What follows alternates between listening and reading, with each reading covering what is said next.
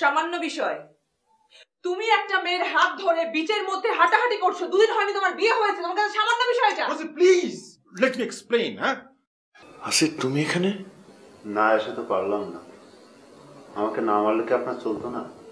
না না, তোমাকে না মারলে তোমার নাটকই হবে না। তোমার মৃত্যুকে কেন্দ্র করেই তোমার নাটক। দয়া করে আমার মেয়েকে তোমাদের ওইসব ফালতু কাজে আর জড়াবে না। জি আন্টি, একটু ডাকবেন রুনাকে। ও বাসায়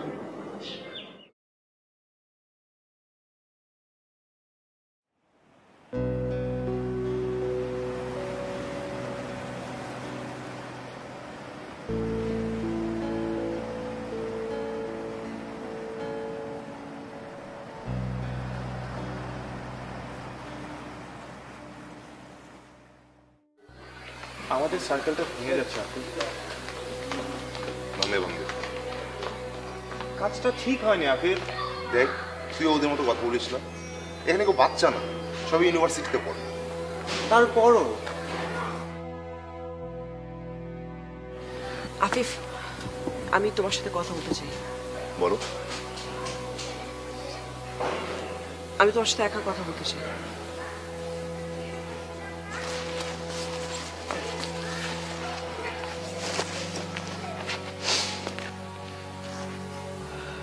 সবকিছু তোমার প্ল্যান মতো হয়েছে। সেদিন ওখানে কোনো ব্রিজ ভাঙেনি। ভেঙেছে। মিথ্যে বলবে না। রুমেল আমাকে বলেছে। রুনা, আমি তোমাকে পছন্দ করি। সেটা তোমার পছন্দ না? তুমি জানো তুমি আমাকে কত ভয়াবহ একটা বিপদে ফেলেছো। আমি এমনটা চাইনি। তুমি চেয়েছো। তুমি একটা ক্রিমিনালের মতো পুরো নকশা সাজিয়েছো, ব্রিজ ভাঙার মিথ্যে গল্প বানিয়েছো, আমাকে ওখানে নাইট স্টে করতে বাধ্য করেছো, আমার ড্রিঙ্কস এর মধ্যে অ্যালকোহল মিশিয়েছো। রুনা, আমি তোমাকে ভালোবাসি। Shut up. আমি জাস্ট জানতে চাই ওদিন রাতে কি হয়েছিল। কি বলছো এসব? Did you touch me? Runa, I love you.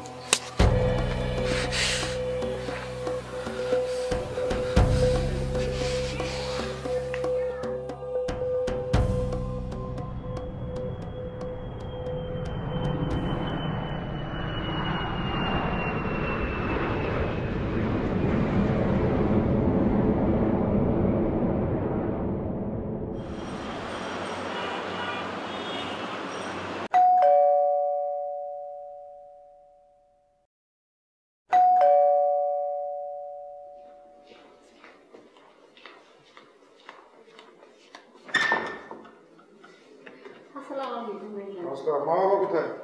তারা কই যাইব? ঘরে আছে। গিয়ে বলো বৃষ্টি। খালাম্মা, ভাইজান আর ভাবি আসছে। তোরা এসে পড়েছিস? বাসাটা একদম খালি হয়ে গিয়েছিল। আরে থাক থাক থাক। এই, তুমি কিন্তু বউয়ের মতো ব্যবহার করছো, মেয়ের মতো ব্যবহার করছো না। কি করেছি মা? এই যে পায়ে হাত দিয়ে সালাম করছো, মানা করেছি না? অসুবিধা কি হয়েছে? অসুবিধা আছে। আমার রুনা তো কখনো এরকম সালাম করে না। চলে এসছো? জি বাবা, আসসালামু আলাইকুম। থাক মা, থাক। বসো বসো বসো। কি রে, ফ্লাইট ঠিকঠাক ছিল তো নাকি? ওই ছোট এয়ারক্রাফট তো একটু বাম্পি হচ্ছিল। তাই নাকি? বাবা ভয় পেলে তো? একটু পেয়েছিলাম বাবা। আচ্ছা বাবা, আপনাদের সবার জন্য আমি ছোট ছোট গিফট নিয়ে এসেছি। এটা আপনার জন্য একটা বার্নিশ করবা। Thank you, thank you.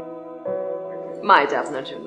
Tired হয়ে এসছো, এখন আগে রেস্ট করো, তারপরে। মা, মাত্র 40 মিনিটের ফ্লাইট, কিসের টায়ার্ড? তারপরেও ওই জার্নির একটা ধকল আছে না। মা, রুনা, দীপু ওদের জন্য কিন্তু গিফট আছে। ঠিক আছে, সবাইকে দেওয়া যাবে। এখন যাও, ফ্রেশ হও, আমি চা বানিয়ে আনছি, খেয়ে রেস্ট করো। মা, একটা ছোট্ট গুড নিউজ আছে। কি? আমি বলবো? ওই মা, অফিস থেকে আমাকে একটা গাড়ি দিচ্ছে। হ্যাঁ, এটা তো বিশাল খবর। বাহ, খুবই ভালো খবর। অনেক আগে দেওয়া উচিত ছিল। তোর মতো এরকম এফিসিয়েন্ট অফিসার তোদের অফিস পাওয়া কোথায়? শুকুর আল্লাহর কাছে, লাখ লাখ শুকুর। দেবে কখন? আজকেই চলে আসবে। Very good. তোমরা ফ্রেশ হয়ে নাও, আমি চা করে আনছি তোমাদের জন্য।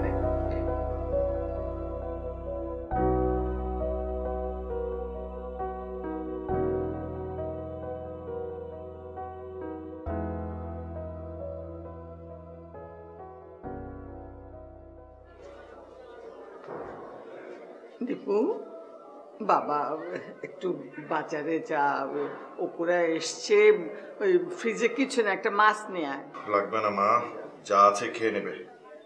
কি বলিস তুই? নতুন বউকে ডাল ভাত খাবো? যা যা তাতে যা। অসম্ভব মা, এখন তো ওঠাই যাবে না, আমার নাটকের লাস্ট ক্রাইসিস। এখন উঠলে একদম ক্যাটাবরাস হয়ে যাবে। কি হয়ে যাবে? ক্যাটাবরাস। ক্যাটাবরাস হচ্ছে মানে ধরো রাইটারদের একটা আহা সিচুয়েশন থাকে, যে আহা সিচুয়েশনের সময় রাইটার খুব ভালো লেগে। এগুলো তুমি বুঝবে না, তোমার যাও, ডিস্টার্ব করো না। এসব বাজে বাজে কথা বলিস, যা বাজারে। মা একদমই সম্ভব না, তুমি এক কাজ করো, তুমি ডিম দিয়ে ভুনা করে, ও বেশি করে পেঁয়াজ দিয়ে একটু ভাজা ভাজা, ফার্স্ট ক্লাস রেসিপি হবে। আমাকে রান্না শেখাচ্ছে? হ্যাঁ, পেঁয়াজের কেজি কত জানিস? 250 টাকা। আর সে তো সাময়িক, ইজিপ্ট আর টার্কি থেকে পেঁয়াজ আসছে, থিংস উইল বি সলভড। হয়েছে, বুড়া মানুষটাকেই পাঠাতে হবে দেখছি। অবজেকশন মা, আমাদের বাবাকে তুমি বুড়া বলতে পারো না। বাবা এখনো ইয়াং মনের দিক থেকে এন্ড অ্যাক্টিভ, তুমি তাকেই পাঠাও। কাজের বেলায় নাই, খালি কথার বেলাতে আছে কথা। কথা, রাইট, আমার কাজই তো কথা লেখা। ওই যে কথায় আছে না, কথা সাহিত্যিক, কথা কাব্য। আমি যেটা লিখি সেটাকে বলে কথা কাব্য। কাব্য নয়, কিন্তু কাব্যময়। থাম তুই, কামচোর একটা।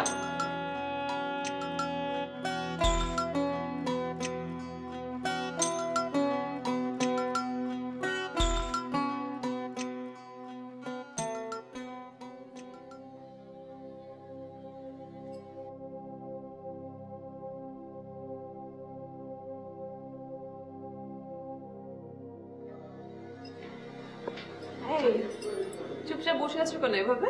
তোমরা চলে এসছো? হ্যাঁ চলে আসছি। কেমন ছিল কক্সবাজার? খুব ভালো ছিল, তোমার জন্য ছোট্ট একটি গিফট। Thank you. খুলবো? হ্যাঁ। বাহ, সুন্দর। পছন্দ হয়েছে? কেমন ছিল কক্সবাজার? খুব সুন্দর। তুমি যাওনি কখনো? কক্সবাজারের সাথে না কোনো কিছু তুলনায় হয় না, জানো? বিশাল একটা ব্যাপার। এই বিশালতা কখনো মনটাকে ভালো করে দেয়, আবার বিষণ্ণও করে তোলে। আমার না খুব সমুদ্র দেখার শখ। নাটকের সিনেমা অনেক দেখেছি, কিন্তু বাস্তবে কখনো দেখিনি। কোনো সমস্যা নাই, আমরা সবাই মিলে একবার একসাথে যাব। হ্যাঁ, কিন্তু তুমি কাঁদছো কেন? তোমার চোখে পানি কেন? না, কি হয়েছে বলো আমাকে? কাঁদছো কেন? কি হয়েছে?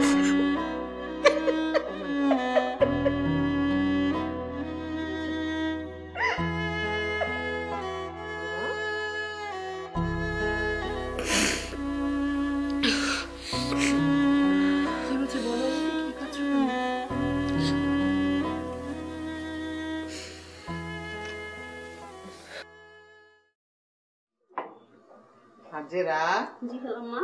সবজি পড়ে আছে, তাড়াতাড়ি করো, হাত চালাও। এই তো পারছি।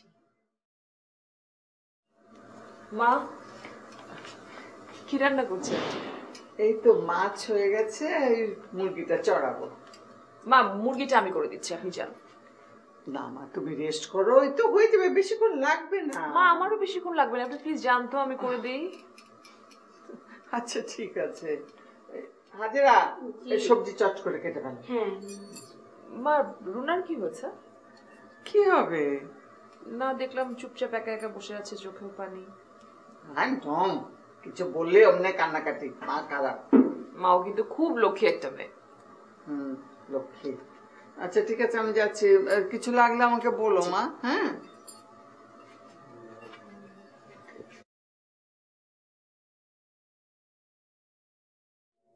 ভাবি, আপা না বন্ধুদের সাথে বেড়াইতে গেছিল ঢাকার বাইরে, আর সে রাইতে বাড়ি ফেরেনি। বন্ধুদের সাথে রাত কাটাইয়ে পরদিন দুপুরে বাসায় ফিরছে। আর এই চিন্তায় তো খালাম্মা, খালুজন, ছোট ভাই ফান্দি পড়া বক যেমন ছটফট করে অমনি ছটফট করছে। আপা কি কাজটা ঠিক করছে ভাবি? আমার মনে হয় না ঠিক করছে আপা কাজটা। অনেক বেশি কথা বলো তুমি কাজ করতে গিয়ে। তাড়াতাড়ি কাজ করো, আর ওই যে মুরগিটা দাও আমাকে, আমি একটা ইরানি রেসিপি বানাবো। জি আচ্ছা। দীপু, হ্যাঁ দীপু, খালি বলে আসছি আসছি, এই নিয়ে 10 বার ডাকলাম। আরে অপুর গাড়িটা এসছে তো, দেখতে ডাকতো সবাইকে। এসে গেছি মা, এসে গেছি। একবার ডাকলে চলে আসবে, বারবার ডাকতে পারবো না। নাটকের একদম শেষ দিকে চলে এসেছি মা, ভয়াবহ একটা জট লেগে গেছে, জটটা কিছুতেই খুলতে পারছি না। কি নাটক? মঞ্চ নাটক, stage play, highest form of art. তুমি কখনো মঞ্চ নাটক দেখেছো ভাবি? হ্যাঁ আমি দেখেছি, মহিলা সমিতিতে দেখেছি, শিল্পকলায় দেখেছি। গুড, বাহ, সুরুচিবানরা এই নাটক দেখে, ইট মিনস তোমার রুচি আছে ভাবি। কবে দেখাবে? আগে লেখা শেষ করি, তারপর রিডিং, রিহার্সেল, 2 মাস তো লেগে যাবে। খালি নাটক আর নাটক, পড়ালেখা তো করতে দেখি না। দীপু, তোর পরীক্ষা কবে? এই তো মার্চে ভাইয়া। ভালো করে লেখাপড়া কর, তাহলে তুইও ভাইয়ের মতো গাড়ি পাবি। লেখাপড়া করে যে গাড়ি ঘোড়া চড়ে সে, ভাইয়ের মতো গাড়ি কিনতে না পারলেও ঘোড়া একটা ম্যানেজ করে ফেলবো। এই ঢাকায় তুই ঘোড়া কোথায় পাবি? কেন, পুরান ঢাকায়। শোনো, বেটে হোক আদমরা হোক, পাওয়া তো যাবে। বক বক বেশে খা।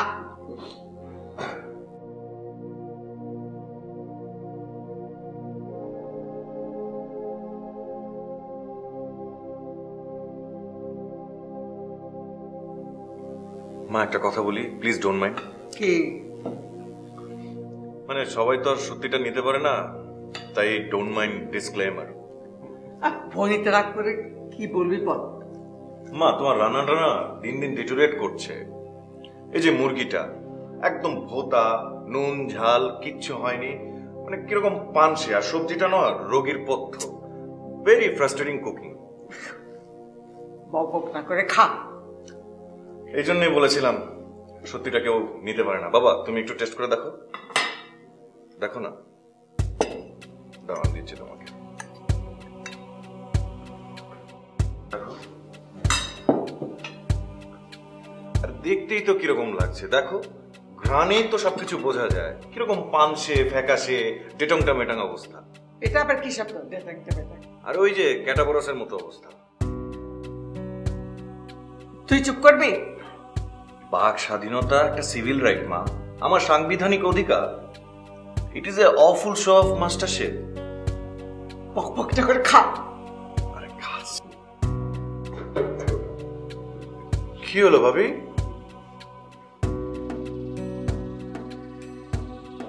কতক্ষণ ধরে বলছি অসভ্য ছেলেটা থামেই না। ব্যাপারটা ঠিক বুঝতে পারলাম না। মানে কি রে অপু? না মানে ওই ও তো কখনো মানে তেমন একটা রান্না বান্না করেনি। এবার তো আমার অবস্থা ডেটেন্টোমেটান, মানে সিচুয়েশন ক্যাটাবরাস। সরি ভাইয়া।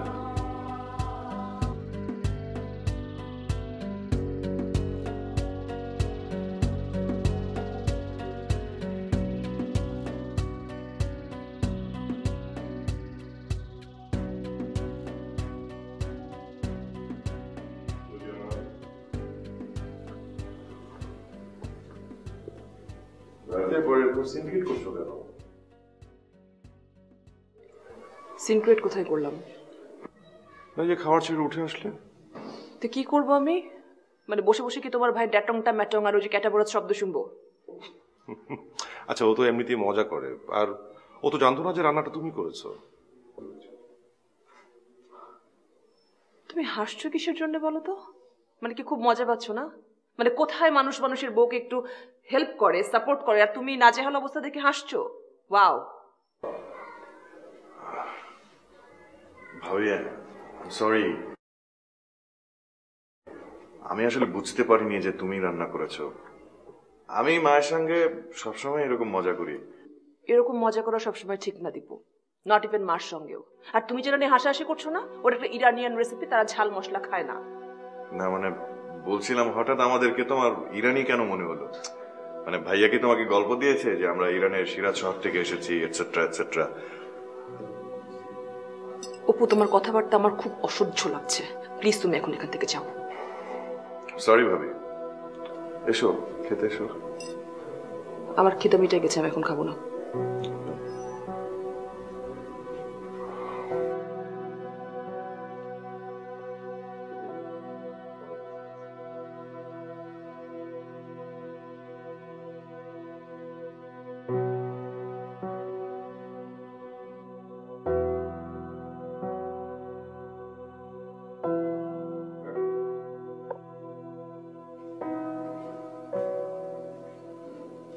আসলো না? মনে হচ্ছে আসবে না। তুমি এটা যাও না, মেয়েটা এরকম কাঁদতে কাঁদতে চলে গেল। আমাকে বলছো কেন? সব ঝামেলা আমার ঘাড়ে চাপাও। আচ্ছা আচ্ছা ঠিক আছে, আমি যাচ্ছি।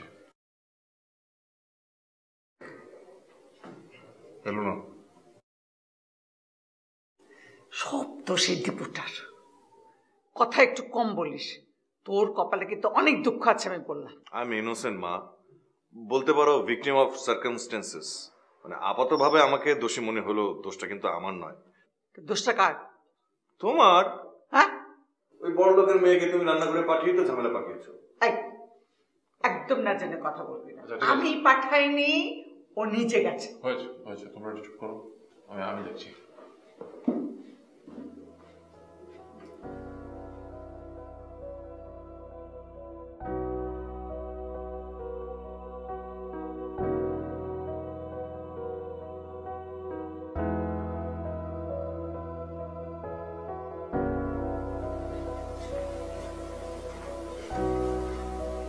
চলো খেতে চলো, এসো। বাবা আমি খাবো না, আমার খিদে মিটে গেছে। সবাই টেবিলে বসে রয়েছে, দীপু সবকিছু নিয়ে মজা করে, সবকিছু নিয়ে ঠাট্টা তামাশা করে, ওর মনটা কিন্তু খুব ভালো। বাবা আপনারা প্লিজ খেয়ে নেন, আমি আসবো না। দেখো মা, তুমি আমার মেয়ে, মেয়ে না খেলে কি বাবা খেতে পারে? মন খারাপ করবে না। নতুন জায়গায় এলে মানিয়ে নিতে সময় লাগে, আর নতুন বাসা, নতুন মানুষ, তাদের বুঝতেও তো সময় লাগে। তুমি না গেলে কিন্তু আজকে আমার দিনটা নষ্ট হয়ে যাবে। বাবা বলছে, বাবার কথা শুনবে না। কেঁদো না মা, কিচ্ছু হয়নি। ও একটু দুষ্টুমি করেছে তোমার সাথে। এসো।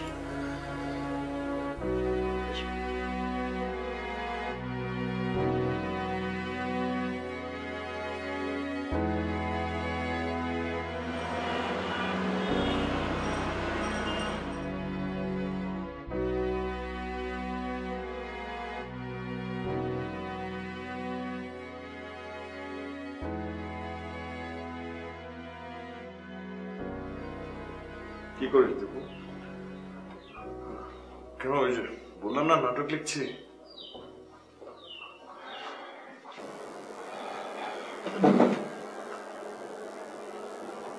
নাটক লিখে কি হয়? তুমি জানো মঞ্চে নাটকের স্ক্রিপ্টের কত অভাব? না, জানি না। ভাইয়া, নাটক হচ্ছে সমাজের দর্পণ। একটা ভালো সমাজের জন্য শিল্প, সংস্কৃতি, নাটক, গান এগুলো জরুরি। আর মানুষ যদি সংস্কৃতিবান না হয় তাহলে তো সমাজ এগোবে না, সুন্দর হবে না। তুই 1970 সালের কথা বলছিস, এটা 2020।